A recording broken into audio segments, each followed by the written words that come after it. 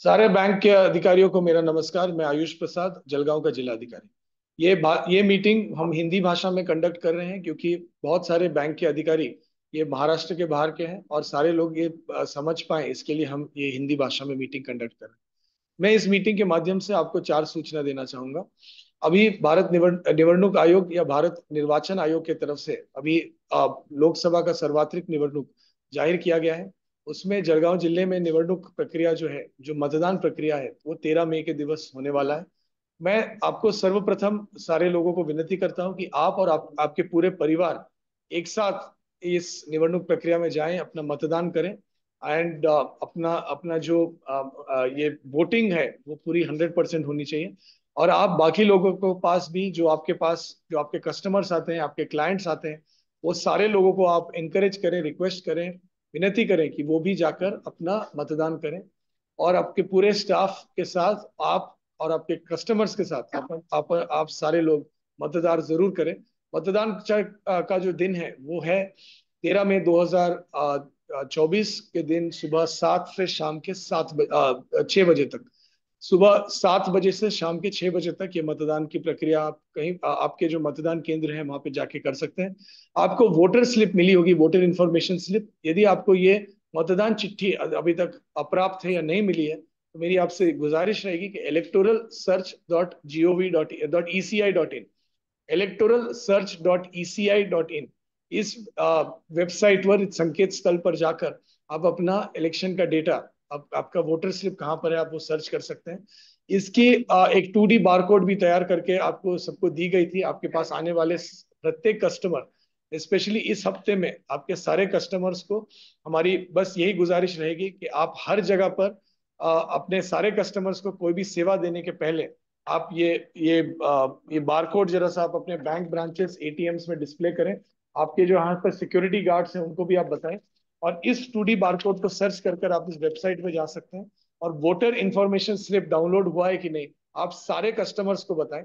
आप कोई भी सेवा जब आप कोई भी कस्टमर्स को देते हैं, तब आप नमस्ते जब आप करते हैं, आप उनका स्वागत करते हैं, गुड मॉर्निंग, गुड आफ्टरनून बोलते हैं या गुड इवनिंग बोलते हैं, उस समय आप उनको जरूर याद दिलाएं कि 13 मई 2024 के दिन हमारा ये मतदान प्रक्रिया होने वाला है। और इस मतदान प्रक्रिया में आपको बिल्कुल सहभाग अपना अपना करना है। इसमें आपको 100% वोटिंग करना है। और ना सिर्फ आपको खुद वोट करना है, पर आपके पूरे परिवार के साथ, अपने मित्र परिवार के साथ आपको वोट करना है। ये आप अपने प्रत्येक कस्टमर, प्रत्येक स्टाफ, प्रत्येक अपने अपने परिवार को आप खुद बताएं। ये मेरी आपसे सबसे पहले गुजारिश है। दूसरी जो मेरी सूचना है कि जो भी सस्पिशियस ट्रांजैक्शंस हैं, उसकी इंफॉर्मेशन हमको एक्सपेंडिचर ऑब्जर्वर और इनकम टैक्स डिपार्टमेंट को, अगर 10 लाख से ऊपर की हो, वो देना अपेक्षित है। इसके बारे में पत्र दिया गया है, परंतु अभी तक बहुत सारे बैंकों ने एक भी ट्रांजैक्शन को सस्पिशियस ट्रांजैक्शन की रूप में अभी तक रिपोर्ट किया नहीं। कैश ट्रांजैक्शन अगर बड़े वॉल्यूम में और बड़ी क्वांटिटी में और रिपीटेड हो रहा है, तो हमको उसको सस्पिशियस ट्रांजैक्शन में दिखाना है। दूसरी प्रकार का सस्पिशियस ट्रांजैक्शन है अगर बल्क विड्रॉल हो रहा है कैश का, तो वो एक सस्पिशियस ट्रांजैक्शन में जाएगा। Sundry deposits and and sundry withdrawals, या मास डिपॉजिट एंड सन्ड्री विड्रॉल्स हो रहा है, मल्टीपल अकाउंट से, मल्टीपल लोकेशन से एटीएम विड्रॉल्स अगर हो रहा है, तो उसको हमको Jagdish. Suspicious suspicious Jagdish. Transaction suspicious transactions में डालना है। तो तो इन सारी चीजों को ध्यान में रखते हुए मेरी आपसे गुजारिश है कि भारत के निर्वाचन आयोग की जो कई गाइडलाइंस है, उसको समझकर, उसको पढ़कर सस्पिशियस ट्रांजैक्शंस में आप लें। यदि कोई भी ट्रांजैक्शन आगे जाकर सस्पिशन में निकलता है और आपके बैंक को ट्रेस होता है, आज का पूरा फाइनेंशियल सिस्टम डिजिटल होने की वजह से और core banking software even regional rural banks में होने की वजह से, अगर कोई भी ट्रांजैक्शन का ट्रेल आपके बैंक में निकलता है और आपके बैंक मैनेजर, जो बैंक के जो व्यवस्थापक जी हैं, उन्होंने अगर इस ट्रांजैक्शन के बारे में पूर्व कल्पना, पूर्व सूचना हमारे लोगों को नहीं दी है, जो निर्वाचन विभाग के अधिकारियों उनको नहीं दी है, तो इसमें आपको दिक्कत आ सकती है। इसके बारे में आप जान लें। आपके स्पेशली मैं एक और एडवाइस आपको इसी बारे में करना चाहूंगा कि आपके जो कस्टमर सर्विस पॉइंट्स हैं, सीएसपीज जो हैं, उन पे आप विशेष ध्यान दें। वहां पर जो माइक्रो विड्रॉल ऑफ डिपॉजिट्स हो रहे हैं, बैंक सखी के तौर पे अगर माइक्रो विड्रॉल ऑफ डिपॉजिट्स हो रहे हैं, एक अकाउंट में बड़ा पैसा जाकर मल्टीपल लोकेशन से उसको विड्रॉ किया जा रहा है, इन सारे ट्रांजैक्शंस को हम सस्पिशियस ट्रांजैक्शंस बोलते हैं।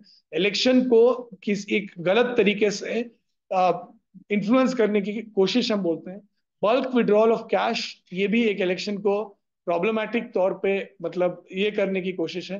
तो मेरी आप सारे बैंकों से रिक्वेस्ट है, सारे बैंक के मैनेजर से रिक्वेस्ट है कि डेली 2 बार जितने ट्रांजैक्शन आपके ब्रांच या आपके ब्रांच से संबंधित कस्टमर सर्विस पॉइंट्स या एटीएम्स में हुए हैं, उसका स्क्रोल को आप बिल्कुल पढ़ें।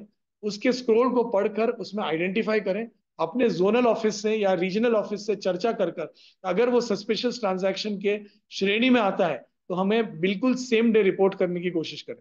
लंच ब्रेक लेने के पहले और ऑफिस बंद करने के पहले, बैंक ब्रांच बंद करने के पहले ये सस्पिशियस ट्रांजैक्शंस आप देखें।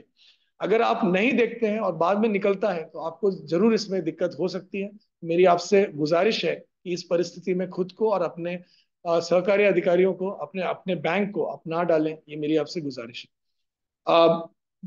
तीसरी जो मैं बात आपको बताना चाह रहा हूं वो है पासबुक। एक आइडेंटिफिकेशन का डॉक्यूमेंट है, हमारे 12 जो डॉक्यूमेंट्स है जिसके आधार पर आप वोटिंग कर सकते हैं। और स्पेशली पासबुक्स जहां पर फोटोग्राफ है, फोटो स्टैम्प्ड है, उसको हम एक वैलिड आइडेंटिफिकेशन डॉक्यूमेंट्स में जोड़ते हैं। अगर कोई भी व्यक्ति एक आइडेंटिटी डॉक्यूमेंट्स क्रिएट करने के लिए आज के डेट में आपसे पासबुक ले रहा है तो आप इंश्योर करें कि उसका फोटोग्राफ लेटेस्ट है, उसकी फोटोग्राफ में उसकी शक्ल, उसका चेहरा पूरी तरह से दिख रहा है, उसका फोटोग्राफ ठीक से चिपकाया गया है, सो दैट अगर वो फोटो निकालने की कोशिश भी करे तो वो बुरी तरह से निकल जाएगा। चिपकाने का मतलब यह है कि स्टेपल भी करे, अगर स्टेपल आपके बैंक अलाउ करता है, या उसको ठीक से चिपका दे, मतलब एक ग्लू स्टिक को लेकर ठीक से चिपका दे कि वो इजीली निकल ना पाए। अगर निकालने की कोशिश हो तो पासबुक में से पेज जरा सा खराब हो जाए या निकल जाए, सो दैट इसका मिसयूज फॉर बोगस वोटिंग नहीं हो सके। दूसरी चीज है, और उसको स्टैम्प होना चाहिए, बैंक मैनेजर का क्लियर सिग्नेचर होना चाहिए, बैंक ब्रांच का क्लियर स्टैम्प जिसमें about 25% of area of the photograph covered है। 25% एरिया मतलब 100% फोटो नहीं स्टैम्प हो कि उसकी शक्ल ना कवर हो जाए, पर एक यूजुअली हम लोअर राइट हैंड साइड में हम स्टैम्प करते हैं तो उसको क्लियरली स्टैम्प्ड है, बैंक ब्रांच उसमें क्लियरली दिख रहा है। और जहां पर राउंड स्टैम्प, एक और केस कहीं पर मतलब कई जगहों पे सामने आया है जहां पर राउंड स्टैंप एक बैंक ब्रांच का है, पासबुक दूसरे बैंक ब्रांच का। जब इंक्वायरी की गई तो पता चला कि बैंक ब्रांच को तोड़ा गया था, पासबुक जब इशू हुआ था तो पुराना बैंक ब्रांच का था, और उसके बाद ये कस्टमर को शिफ्ट किया गया था।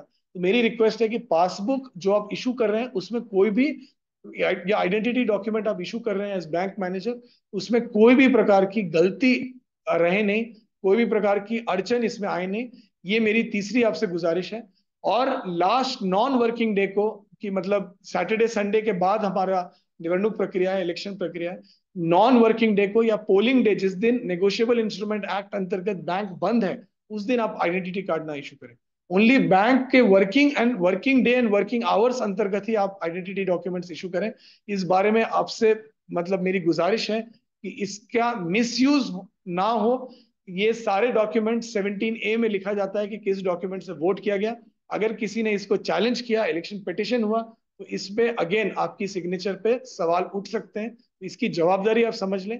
एक बहुत बड़ी सहूलत ये हमारे मतदाताओं के लिए तैयार करके दी गई है, परंतु मैं बैंक मैनेजर से विनती करूंगा कि आप अपना नियम समझ के और नियम के अनुसार आप कार्रवाई करें। आप नियम बाहर कार्रवाई बिल्कुल भी ना करें, ये मेरी आपसे तीसरी गुजारिश है। चौथी गुजारिश है कि मॉडल पोलिंग स्टेशन तैयार करने के लिए हमने नेशनलाइज्ड बैंक्स को रिक्वेस्ट किया था। 121 जगहों पे हम मॉडल पोलिंग स्टेशन, हाँ प्राइवेट भी है उसमें, तो इसमें हमने बैंक्स को रिक्वेस्ट किया था। यहाँ पर आप मॉडल पोलिंग स्टेशन में अपना लोगो आप लगा रहे हैं, एडवर्टाइजमेंट नहीं कर रहे हैं परंतु आप लोगो लगा रहे हैं, अपनी प्रेजेंस आप वहां पे दिखा रहे हैं। मेरी आपसे गुजारिश है कि मॉडल पोलिंग स्टेशन की जो डेकोरेशन है, जहां पर हम थीमेटिक पोलिंग स्टेशन बता रहे हैं, उसका डेकोरेशन वो थीम थॉटफुल रहना चाहिए। वो लोकल संस्कृति, लोकल ज्योग्राफी, लोकल इस पे मतलब कोई भी ऐसे विषय पे रहना चाहिए जिसपे कोई भी प्रकार का राजकीय या सामाजिक प्रकार का कोई भी प्रश्न चिन्ह निर्माण। ये बिल्कुल ऐसा रहना चाहिए जिसको यूनिवर्सल एक्सेप्टेंस हो, और कोई भी व्यक्ति, स्वतंत्र कैंडिडेट, कोई भी मतदार कोई भी राजकीय पक्ष इससे ये ना हो। इसमें कोई अपर लिमिट नहीं है। हमारे पास और भी पोलिंग स्टेशन है। आपकी अगर बैंक की इच्छा हो कि कुछ छोटा डेकोरेशन आप पोलिंग स्टेशन में करके देना चाहते हैं, तो अब हम आपका स्वागत करते हैं। परंतु ये डेकोरेशन करते समय फिर से मैं बताना चाहूंगा कि किसी भी प्रकार का आचार संहिता का भंग इसमें ना हो। कोई भी पोलिंग स्टेशन अगर आप करना चाहें तो आप अपने लोकल एआरओ, जो सहायक निर्वाचन निर्णय अधिकारी है, जिसको असिस्टेंट रिटर्निंग ऑफिसर हम बोलते हैं, जो बेसिकली डिप्टी कलेक्टर अथवा प्रांत स्तर के म्हणजे सब डिविजनल ऑफिसर स्तर के अधिकारी हैं, आप उनसे संपर्क करें। और आप अपना पोलिंग स्टेशन पे जो भी आप डेकोरेशन कर रहे हैं उसको आप ठीक से करें। वेंडर्स जो आपके बैंक ने वहां पर ऑर्डर दिया होगा, या बैंक के जो मैनेजर महोदय या महोदया हैं जो इस पे काम कर रहे हैं, मेरी आपसे वही गुजारिश रहेगी कि 11 या 12 तारीख जो हमारा, या 10 तारीख को भी आप शुरू कर सकते हैं, शुक्रवार शनिवार रविवार आप इस पीरियड में अपना डेकोरेशन पूरा करें। रविवार शाम तक 6-7 बजे तक ये डेकोरेशन पूरे हो जाने चाहिए। डेकोरेशन 13 तारीख के लिए ना रखें। जब मतदान प्रक्रिया एक बार शुरू हो गई सुबह 5:30 बजे से, मतलब जो प्रिपरेशन शुरू हो गई, उसके बाद हम कोई भी प्रकार का वहां पर डेकोरेशन वेंडर किसी को हम अलाउ नहीं कर पाएंगे। बिकॉज 5:30 7 बजे से मतदान होगा, बट शुरुआत जो है उसकी preparation, polling station mock poll वगैरह की प्रिपरेशन 5:30 बजे होगा। जिस भी हालत में रहेगा 5:30 बजे सुबह 13 तारीख में 2024 को, उस क्षण के हिसाब से ही हमको देना, मतलब रखना पड़ेगा। आपके बैंक का लोगो वहां पर है, आपके बैंक का ब्रांडिंग वहां पर है। हर मतदान केंद्र पे 1500 लोग आते हैं, और कुछ कुछ जगहों पे एक से ज्यादा मतदान केंद्र है, तो आप समझ सकते हैं कि उससे ज्यादा लोग आएंगे।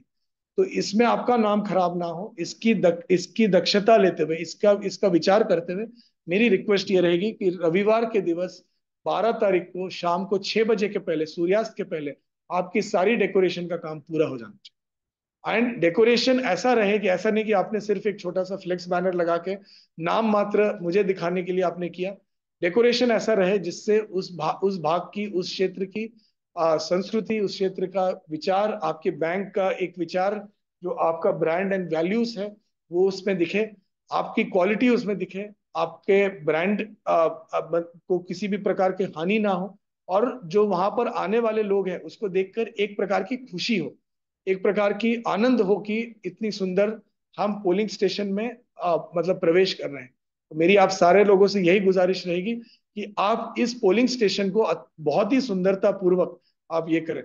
पांचवी गुजारिश ये है, जो 207 अधिकारियों को जो माइक्रो ऑब्जर्वर्स की की जो पदवी उनको प्राप्त हुई है, उनकी जो आदेश निकली है, micro observers almost 750 polling station पर ध्यान देने वाले हैं। माइक्रो ऑब्जर्वर की जवाबदारी बहुत ज्यादा है। कहीं पर भी कुछ, कोई भी प्रकार का तकरार हुआ, वाद विवाद हुआ, तो माइक्रो ऑब्जर्वर्स की जवाबदारी है कि उस पर वो रिपोर्ट लिखे। तो मैं सारे माइक्रो ऑब्जर्वर्स को रिक्वेस्ट करता हूं कि इलेक्शन कमीशन की पूरी गाइडलाइंस, कल आपकी प्रशिक्षण कार्यक्रम ली गई है, बट फिर भी इलेक्शन कमीशन की पूरी गाइडलाइंस आप ठीक से पढ़ लें। आप हमको नहीं रिपोर्ट करते, आप जिलाधिकारी को नहीं रिपोर्ट करते, आप उप विभागीय अधिकारी या सहायक निर्वाचन निर्णय अधिकारी को नहीं रिपोर्ट करते हैं, असिस्टेंट रिटर्निंग ऑफिसर को नहीं रिपोर्ट करते हैं। आप रिपोर्ट करते हैं भारत निवडणूक आयोग से जो जिनकी नियुक्ति की गई है, जो हमारे निरीक्षक महोदय हैं, ऑब्जर्वर साहब हैं, उनको आप रिपोर्ट करते हैं। आपका रिपोर्ट गोपनीय तौर पे उन तक पहुंचता। तो आप जो भी रिपोर्ट आप दें पूरी जवाबदारी से दें, और वो डायरेक्ट उसको पढ़कर वो भारत निवडणूक आयोग तक वो रिपोर्ट जाता है। तो मेरी आपसे यही गुजारिश है कि सारे नियम आप समझ लें, सारे प्रोसीजर्स आप समझ लें, सारी जो गाइडलाइंस है आप उसको पूरी तरह से समझ लें, और अपनी ड्यूटी को पूरी तरह से गंभीरता पूर्वक लें। यदि कोई भी प्रकार का तकरार हुआ, फेक न्यूज हुआ, कोई भी डीप फेक वीडियो आज के डेट में वो निकला, तो ऑब्जर्वर के रिपोर्ट को, सबसे माइक्रो ऑब्जर्वर के रिपोर्ट को सबसे ज्यादा महत्व दिया जाता है। और हमारे पास जो बड़े बड़े मतदान केंद्र है, आप सारे माइक्रो ऑब्जर्वर्स, 4 से ज्यादा अधिक, अगर एक जगह पे 4 से ज्यादा मतदान केंद्र हैं तो वहां पर आपकी नियुक्ति की गई। तो आपको वहां पर पूरा टाइम, सुबह 5:30 बजे से लेके शाम के 6:30 7 बजे तक, जब पोलिंग पार्टी निकलेगी वहां से, उतना देर वहां पे पूरा टाइम आपको रुकना है। आपको वहां पर पूरे जवाबदारी से काम करना है, एक्टिवली आपको ये करना है। परंतु निवडणूक प्रक्रिया में आपको कोई भी हस्तक्षेप नहीं करना है। आप एक निरीक्षक के तौर पे वहां पे ऑब्जर्व करेंगे, और उस ऑब्जर्वेशन को सिर्फ और सिर्फ जो ऑब्जर्वर साहब हैं उनको आप अपने रिपोर्ट के माध्यम से बताएंगे। तो मेरी आपसे वही गुजारिश है कि माइक्रो ऑब्जर्वर्स जो है अपनी ट्रेनिंग को पूरी तरह से सीरियसली ले, उसके जो है गाइडलाइंस है उसको पूरी तरह से सीरियसली ले, और इस गाइडलाइंस को पूरी तरह से पालन करने की कोशिश करें। तो मैं सारे बैंक के अधिकारियों को यही 5 विषय की सूचना देना चाहता था, जिसके लिए ये बैठक आज हमने आयोजन की है। उसमें पहला विषय मैं फिर से समराइज करता हूँ। पहला विषय है कि आप मतदान करें। आप आपके माध्यम से आपके कस्टमर्स जो भी आपके कोई भी टच पॉइंट पे, बैंक ब्रांच, एटीएम या सीएसपी पे आते हैं, उनको आप चेक करें कि उन्होंने voter information slip electoral search ये वेबसाइट से उन्होंने डाउनलोड किया है कि नहीं। एंड अगर उन्होंने डाउनलोड नहीं किया तो उनको आप डाउनलोड करने में मदद करें। वो 2D बारकोड और वेबसाइट की जानकारी मैं इस वीडियो और आपको अभी इमीडिएटली दे देता हूं। दूसरी चीज है कि आप खुद और आपके परिवार के साथ जाकर बिल्कुल मतदान करें। दूसरी मेरी गुजारिश है कि जो सस्पिशियस ट्रांजैक्शंस हैं उसके जो भी भारत निवडणूक आयोग के नियम है, रिजर्व बैंक ऑफ इंडिया के नियम है, इनकम टैक्स विभाग के नियम है, या आपके बैंक के नियम है, ये सारे नियम का अभ्यास कर कर सारे सस्पिशियस ट्रांजैक्शंस को डेली बेसिस पे मॉनिटर करें, ट्रेंड्स मॉनिटर करें, सस्पिशियस अकाउंट्स को मॉनिटर करें, कि कोई भी गलती से भी कोई भी सस्पिशियस ट्रांजैक्शन आपके नजर से ना निकल जाए। तीसरी चीज है कि पासबुक एक वैलिड आइडेंटिटी डॉक्यूमेंट है। उस डॉक्यूमेंट को इशू करते समय आप सारे सारे प्रकार के मतलब सेफ्टी प्रिकॉशंस आप लें।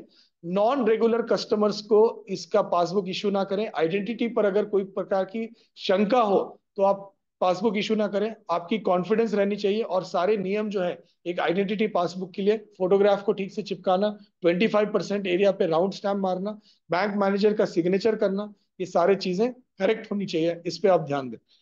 चौथा चीज है कि मॉडल पोलिंग स्टेशन, उसका थीम आप असिस्टेंट रिटर्निंग ऑफिसर या जो सहायक निर्वाचन निर्णय अधिकारी हैं उनसे आप संपर्क करें, उनके साथ आप क्लियर प्लान करें।